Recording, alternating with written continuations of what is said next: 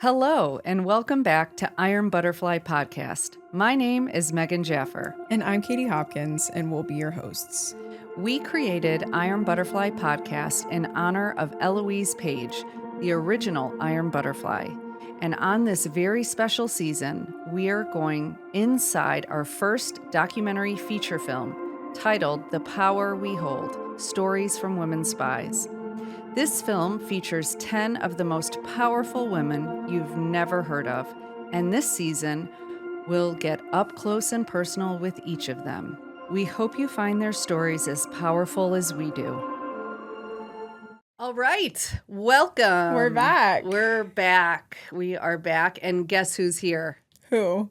Karen Gibson. Woo! We are so excited. I just have to start off with a really fun Karen Gibson story. Oh, I love this. Okay, I also have a fun one. I wasn't expecting this, but we can start with that. I wonder if it's the same one. It might be. So we all were a part of an organization called the Amazing Women of the IC, AWIC. And we used to have happy hours where we'd get together. It's the same story. And we would get together for happy hours once a month, just to create community, right? And Karen was at one of those happy hours, and it was always great. Like, we had a really wonderful community of women. And Karen had a job where she had like some sirens on her car, and she had to leave early. I don't know if it was for work or what it was, but she had to leave early, and we were so sad to see her go. And we were all outside of this location where we were having the happy hour. And as she drove by, she went whoop whoop with her sirens, and like 30 women were like woo! And that's when I fell in love with her. Yes, absolutely. So welcome, Karen. Thanks. It's a pleasure to be here. And this is Karen's first time in the studio. First time. So very impressive. Karen was one of our original Iron Butterflies. We had our first season of Iron Butterfly podcast. I think it was our second episode. So you were one of the first people to say yes to us 5 years ago, which is really exciting. And we're so excited to have you back. It's great to be back. So as a reminder to everyone, we are doing this 9th and 10th season in a special way. And like Katie just said, Karen was on the first season, but our first season was, we didn't have cameras. We were doing it out of our houses. It was during COVID. That's right. And so we're really excited to bring everyone back who's going to be on the 9th and 10th season. These nine women, 10 women, oh my gosh, I almost forgot. 10 women happen to be in the documentary that we have made. And we are having all of them come on to do a little bit of a deep dive because the documentary is only 70 minutes and people want to know more about you. So here we are. Yeah. So if you're here because you're an Iron Butterfly podcast listener, check out our documentary. And if you're here because you're a documentary watcher, we're glad you're here. And we hope you subscribe to our Butterfly podcast. Yes. So, Karen, you know us. You know the podcast. You kind of know the deal. So we are going to start out like we always start out. And, we just want to hear your story. Like, where did you grow up? You really do have a fascinating story. You're from, a different part of the country, and let's just start there. Yeah, so I grew up in Montana, proud Montanan for over 50 years, the fourth largest state after Alaska, Texas, and California. But when I was growing up, we had about the population of Washington, D.C. Oh, it was wow. It was less than 700,000 folks. We have over 1 million now. We just got our second representative in Congress. Congratulations. So it was the second largest congressional district after the state of Alaska. And it was just a very rugged outdoor kind of way of life. And unless you grew up in the Northern Rockies in a small town, you've probably not really experienced that. But, if there was meat on the table, it was something my father shot or caught or whatever. And, you'd see snow every month, spend a lot of time outdoors. And although I did not plan on going in the Army, It was just really very good preparation for being in the Army. And my first duty station was in Alaska, which was wonderful. And I can honestly say that the Army never insisted I do anything that was as physically demanding as stuff I did growing up. No way. Well, give us some examples of that. Yeah, I would love that. No, I really don't. I mean, a lot of them are like hunting stories with my dad, like, way up in the mountains, post holing it through the snow and toting a rifle. And, you're 14 years old and it's really not how you want to spend the weekend. So, I mean, I won't go into a lot of detail there, but yeah, it was just that kind of life. That's amazing. I also we're going to take a quick pause because I love Montana. So I would love to just tell me some of your favorite things about Montana. Well, gosh, I wasn't expecting that question. I thought it was a very sort of rugged individualism. It was very egalitarian. It was very live and let live. It's changed a lot. Part of having over 1 million people means, it's changed a lot, and a lot of folks have moved there, and that just kind of changes things a little. I remember when we got our first McDonald's, and now we have 2. Whoa. So yeah, and it's just an explosion of people who've moved out there because they love, the scenery and the recreational opportunities. And, but I went to a really good school. It was public school. They were all public schools. I don't think there were any private schools. A couple cities had Catholic high schools, Helena, Butte. But in my little high school, I went to school with who is now one of my state senators, a guy who was, that's Steve Daines. I went to high school with Mike McFaul, who was President Obama's ambassador to Moscow. And I was also in high school with an Academy Award winner, and I went on to be a 3-star general. And we were all in this little 1,000 person high school. Per capita, pretty impressive. It was. Yeah, so that's Bozeman for you. Yeah, wow. That's really good kind of Have you guys kept trivia. in touch or like run into each other in these circles? When I worked in the Senate, I saw Senator Daines all the time. And I've never seen the guy who won an Oscar for special effects for King Kong. Whoa, it's a big movie. Oh, yeah. But I was down in New Zealand on vacation in like 2003 or 4. I was stationed in Korea at the time. We did all our travel in that part of the world. And they had a big museum exhibit on Lord of the Rings.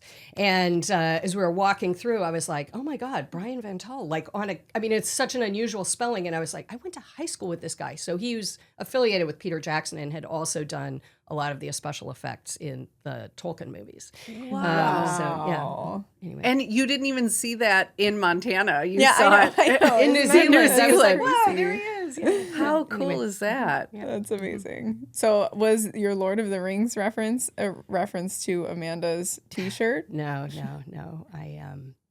So, growing up out there, I had no plans of making the military a career.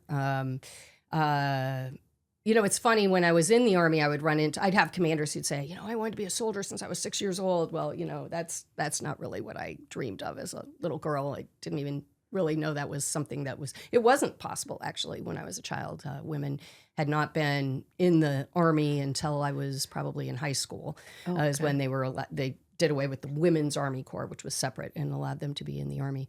When I was probably about 10, 11 years old, I read The Hobbit, which is, of course, a Tolkien reference, and loved it. And I remember telling my mother, when I grow up, I want to have adventures. And she said, no, you don't. It sounds good in a book or in a movie, but in real life, you're dirty, you're tired, it's dangerous, you wouldn't like it. And I argued briefly. I knew I wasn't going to change her mind, and I knew that she was wrong. And that when I grew up, I wanted to have adventures, and I did.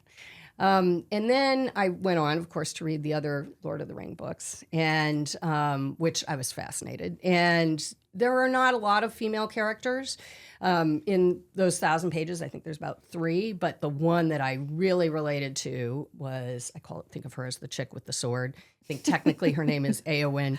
You know, she lives with Amanda is beaming right now, by the way. The horse people, and you know, when they go off into battle, she's told to stay home and, you know, watch the women folk, but she disguises herself as a man and rides off on a horse into battle with her uncle and her brother. And in this climactic scene, in a major battle, she's face to face with the head bad guy. And, you know, she pulls out her sword and he laughs at her and he says, "Don't you know, no man can kill me." She rips off her helmet. You know, she has this long flowing hair and says, "I am no man." And she kills him, right? And it turns the tide of the battle. It's just a very exciting scene. Still gives me goosebumps. And I thought, I want to be the chick with the sword. and I also wanted to be Princess Leia from Star Wars, but that's another story. And but there are no pamphlets for this in the guidance counselor's office, right? You know, and I loved science and I was really good at math, so I decided I wanted to be a scientist. But for some reason, I had this image. I don't know where it came from. It was a cross between Bill Nye the Science Guy and James Bond, and I was gonna like develop some secret formula. People were gonna chase me around the world. There'd be a lot of action and espionage and intrigue and foreign capitals, and I don't know where I got this idea. That's what I wanted to do. I love it. Yeah, seriously. I don't know why I thought this was possible. And then very late in high school, I changed my mind and decided to study engineering, not pure science. They're related, but and I wanted to go to Purdue, which is a great school. I'm very proud of my affiliation with Purdue University. And my dad said, "That's a great school. How are you going to pay your out-of-state tuition?" And he encouraged me to consider Army ROTC, which I did.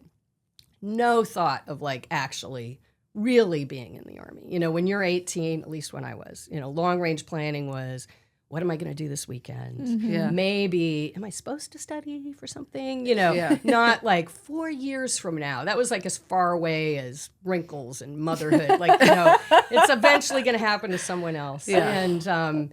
And I, you know, I went through all of ROTC. I got commissioned and all that. My father loaned me a car. I drove to Fort Huachuca. Everything was great. I never stayed in a hotel by myself before.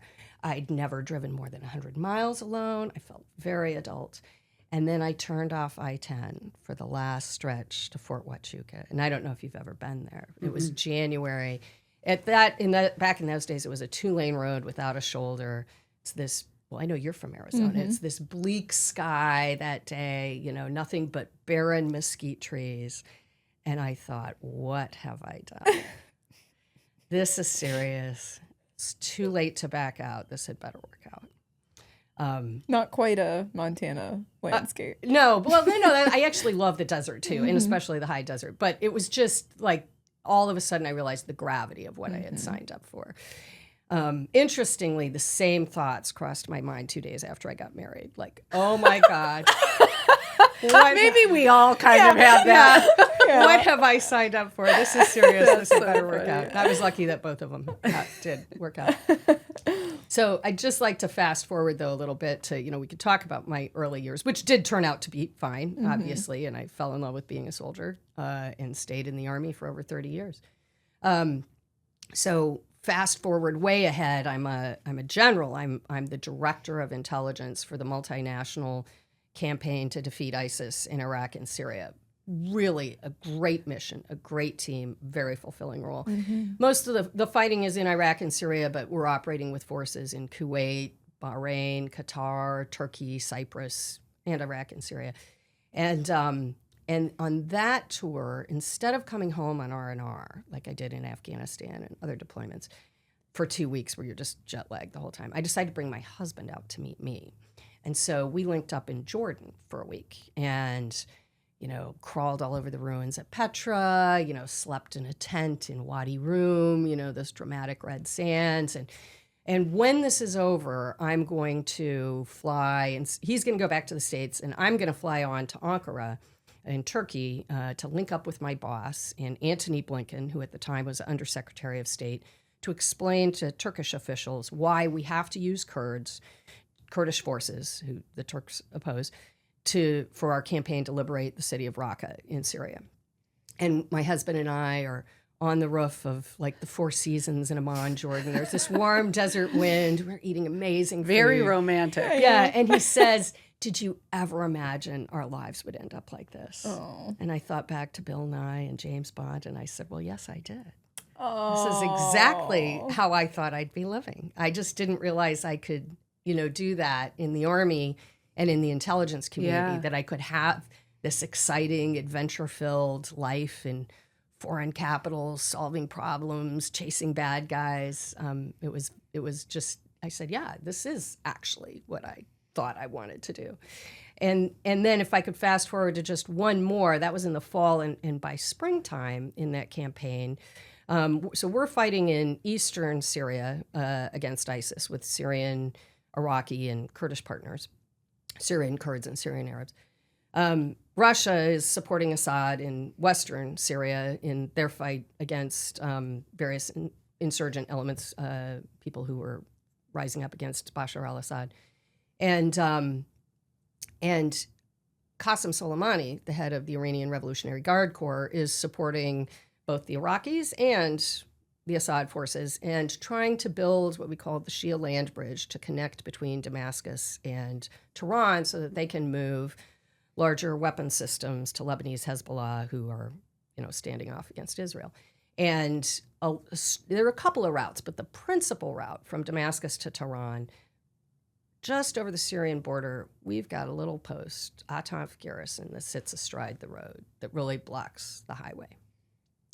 And, I have many jobs as the director of intelligence, but in the information that we use to develop situational awareness and situational understanding and shape these battles, there's a 3-letter agency that's got a rep out by the helipad that has one terminal and one printer and print off highly compartmented information that I get in a brown envelope.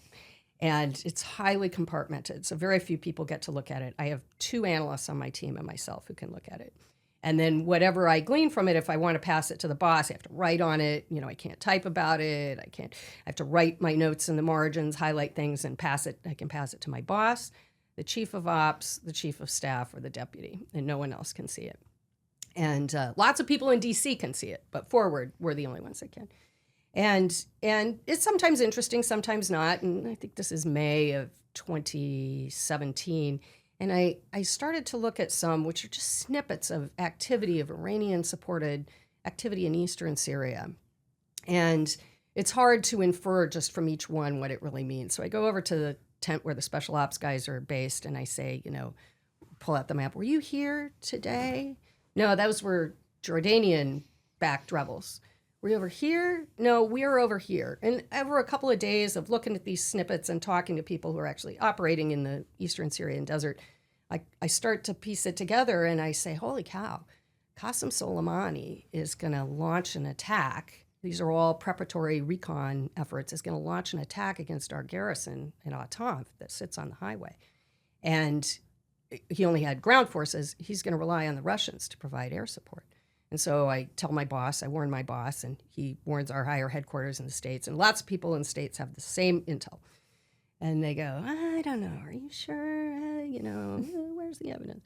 And so, You're like, I'm looking at it at my front window. Yeah. It's like a week later, and I'm in this little, I sleep in this little shipping container up in Baghdad, and someone knocks on my door in the night. And I should also explain, we're not allowed to, by law, to coordinate or cooperate with the Russians.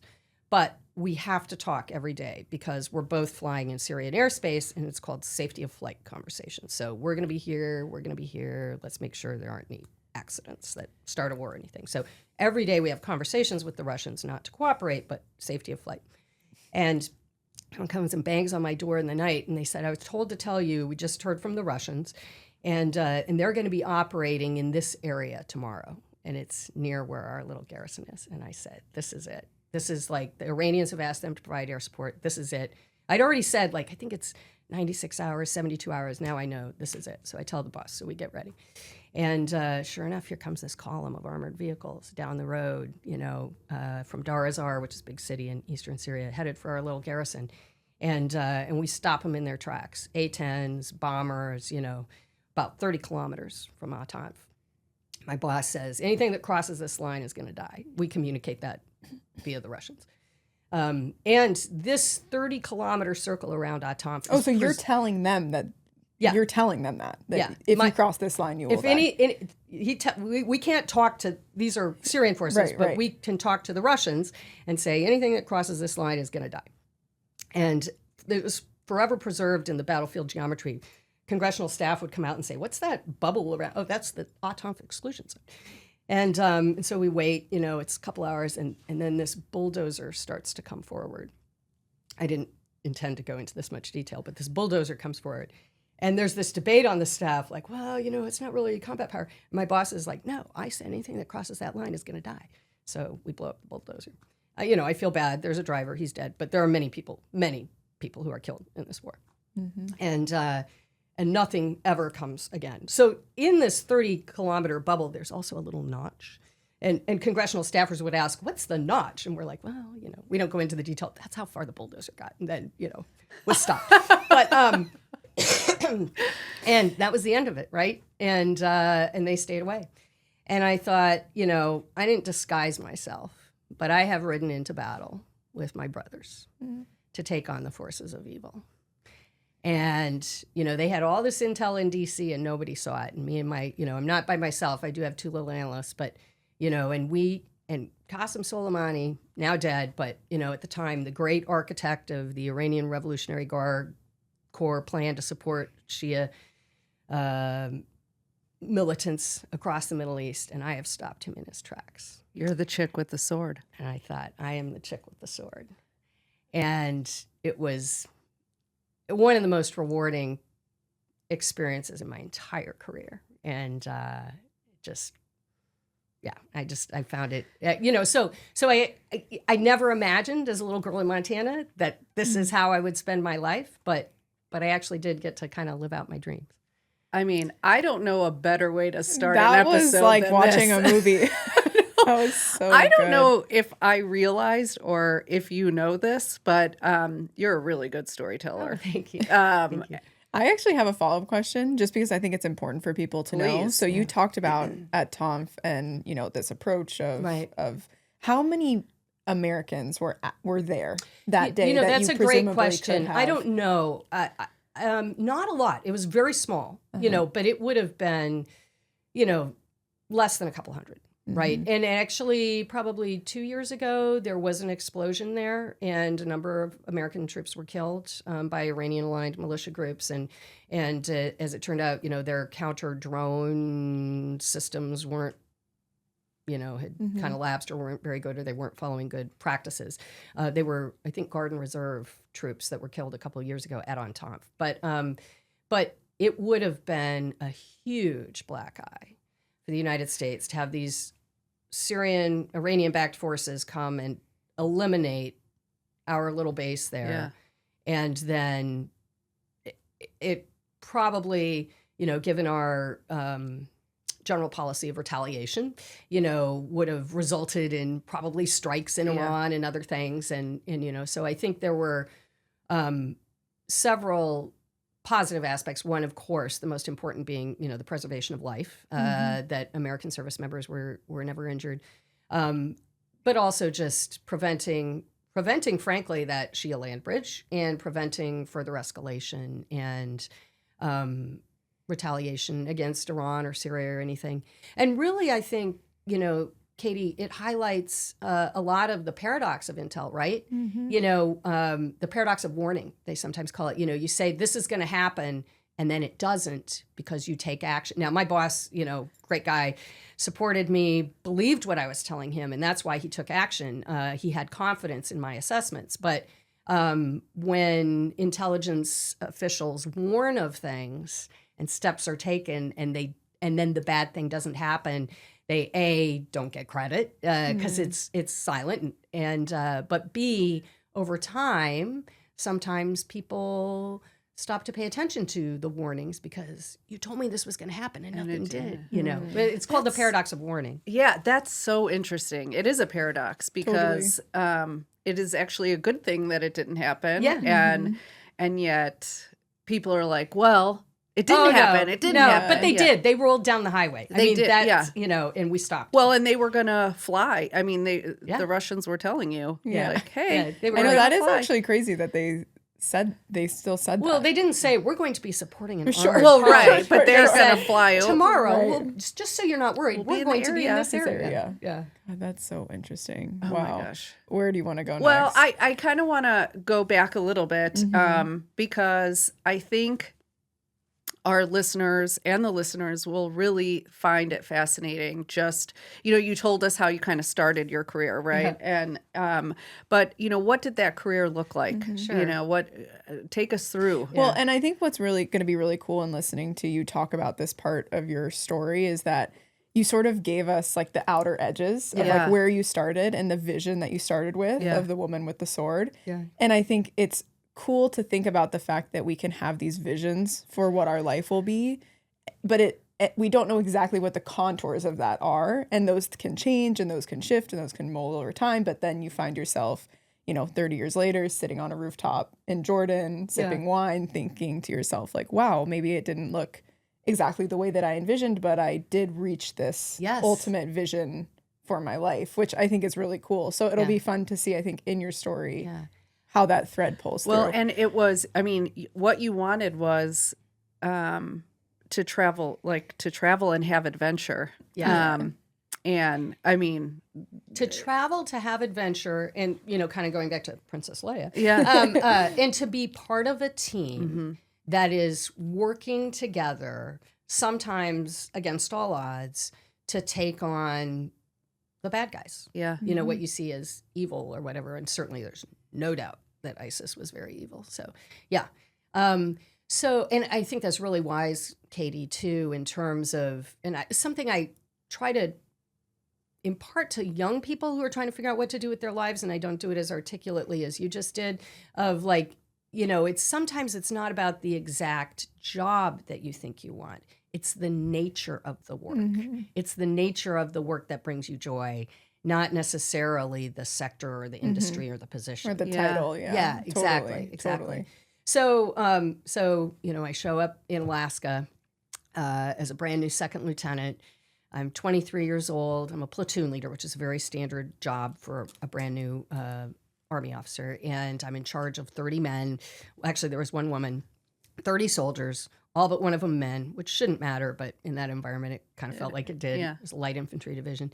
And all but one of them older than me.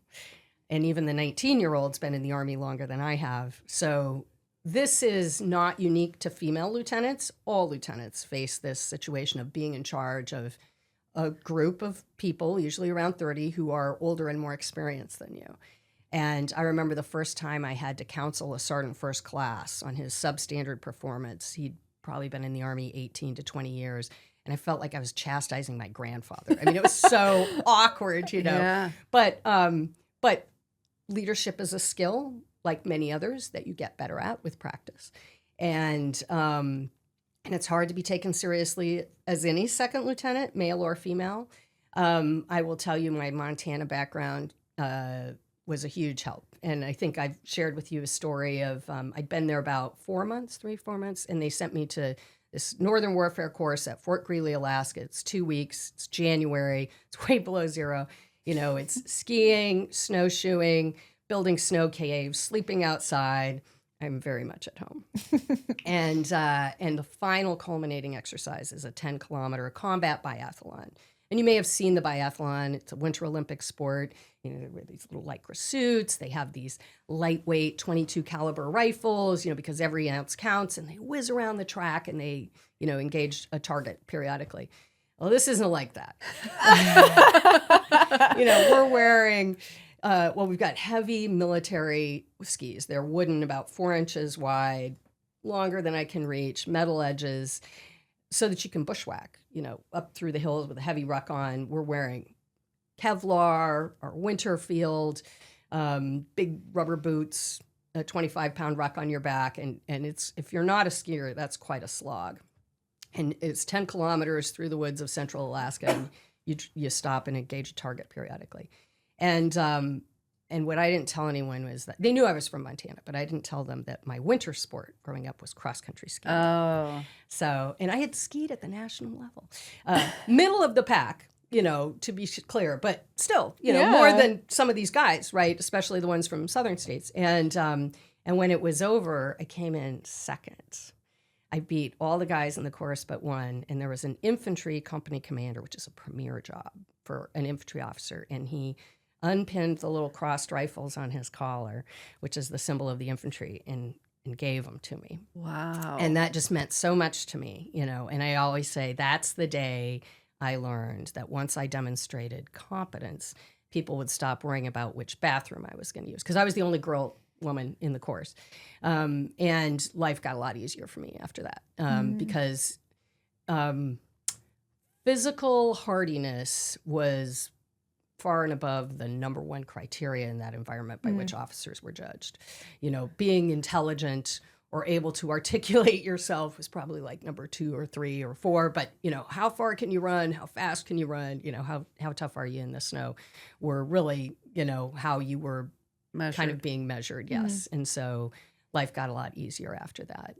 Wow. Yeah. That would be such a cool moment. Yeah, it was. It was, we went to the field. I remember Brimfrost 89. It was a very famous exercise, set weather records for the state of Alaska in January 89. It's 50 below. You're sleeping on the ground. Everything freezes. I could go on about, what that's like.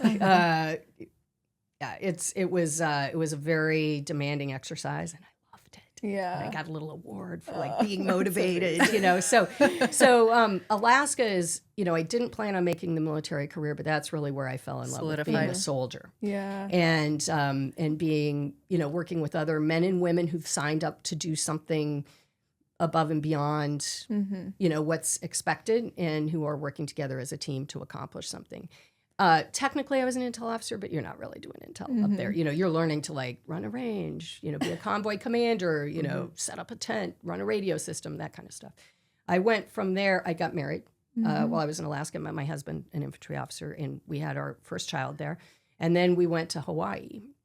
And big difference. I know. But and they were going to send me to NSA Hawaii. And I did not want to go because I was all about I'm this muddy boots gal, I don't want to go to this civilian agency, and and it was a real culture shock. And it took me about 12 months, to get through it and adjust to this life in an underground facility under a pineapple field on Oahu. But after that, I realized how much satisfaction there was in actually doing intelligence that people are going to use to make decisions. And so our role there was to monitor communications of nations in the Pacific, principally China, but Korea and others, where are their submarines, what are they doing in terms of missile launches, et cetera. And when Taiwan started to lob missiles, or I'm sorry, the other way around, China started to lob missiles into the Taiwan Straits, and we're putting out SIGINT reports, signals intelligence. And it's very exciting. And you have this long, 4-page distribution list at the beginning, and one of those says White House. And that was very motivating. It was, I'm embarrassed to tell you how many years it was before I realized that doesn't mean the president is reading. But you learned that at the right time. Yeah. But at the time, I was super excited, right? I was putting out, now that I think about it, I was putting out little pieces that may not mean much in themselves, much like those little pieces I was receiving, in Syria. It was very similar, and you're leaving it to others to kind of connect the dots and figure out what it means. But it was very exciting. And so if I fell in love with being a soldier in Alaska, Hawaii is where I fell in love with being an intel officer. Oh, yeah. I imagine. So you talked about sort of the physical hardiness of the culture. Yeah. But then I'm thinking, the sort of in contrast to that, you have intel, which is a very cerebral profession. Yes. So Did you ever feel that tension at all, or did it just kind of depend on the culture of the unit that you were a part of? It definitely depended on the culture of the unit that you were a part of. And I did feel in Alaska, we had some people who had never served in a tactical environment, some NCOs who, could speak 3 languages fluently and couldn't put up a tent for, to save themselves. And they were not viewed with a lot of respect, but that's the environment I started in. So those were the values I initially had. And then, I got to Hawaii and saw a new side of the military. And in fact, I remember when I went to Hawaii and I fought with Branch, I didn't want to go to this NSA site. I wanted to go to another infantry division because I'm hardcore, right? And they said, well, if you really want to go to an infantry division, we have some vacancies at Fort Riley, Kansas. But if you want to go to Hawaii with your husband, who's getting a station there, you're going to NSA. And so obviously I chose him. And I realized as I was leaving how much better off I was, how more well-rounded. If I had left Hawaii having served in the 25th Infantry Division, I would have 9 years under my belt and done one thing. And by serving in this NSA site and getting to see a whole nother facet of not only the military, but the intelligence community, and get to dabble in doing real intelligence, I was a much, much better officer. I think that's really a common thread among all the women that are in the documentary, all the senior leaders, is there was moments like that where they either had to take a job or they made it. Most of the time they were put in a position where they were like, I don't know if I really want to do this, or I don't want to do this, but I've been told I have to do this. Yeah. But they all have come around and said it made me a better leader. Yes. It made me a better, well-rounded person so I could understand the organization. And so I just think that that's super important. It is. I had the privilege of working when I was a colonel for Mary Legier. She was I worked for her several times, but in this role, she was the 3-star general in charge of Army Intel. And she would decide where all the senior intel officers were going to go in the Army, colonels and above and former battalion commanders. And I remember people came in one time to make the case for a woman in particular that they wanted to send to Fort Hood to be the Deputy Corps G2. It was a lieutenant colonel position, someone who's been in the Army about 20, 22 years. And they laid out all these reasons she was perfect for the role. She's been to Hood many times. Everybody knows her. They trust her. They love her. She knows the systems. She'd be perfect. She'd hit the ground running. Wouldn't even have to learn anything. And General Legier said, and that's why I'm not sending her there. Oh. And she said, because that she needs to go to another agency and learn about another part of the intelligence community so that when she's a colonel, she can bring even more, to the fight, so to speak. And so I've thought about that often, that it's really not always about doing what you're already good at. It's about, if you can think 1 or 2 steps ahead of what you want to do someday, what are the skills you're missing now or the experiences that you need to have, and how do you get those as opposed to continuing to practice the things that you're already good at. It's so important. Yeah. Totally. So where did you go after Hawaii? Thank you for listening to a special episode of Iron Butterfly Podcast, which ventures inside the world of our documentary, The Power We Hold, Stories from Women Spies. We might be coming to a film festival near you. To follow along on our journey, follow us on YouTube or Instagram, or visit our website at www.ironbutterflymedia.com. And if you like the show, please be sure to rate, review, and subscribe. Stay fierce, and we'll talk next time.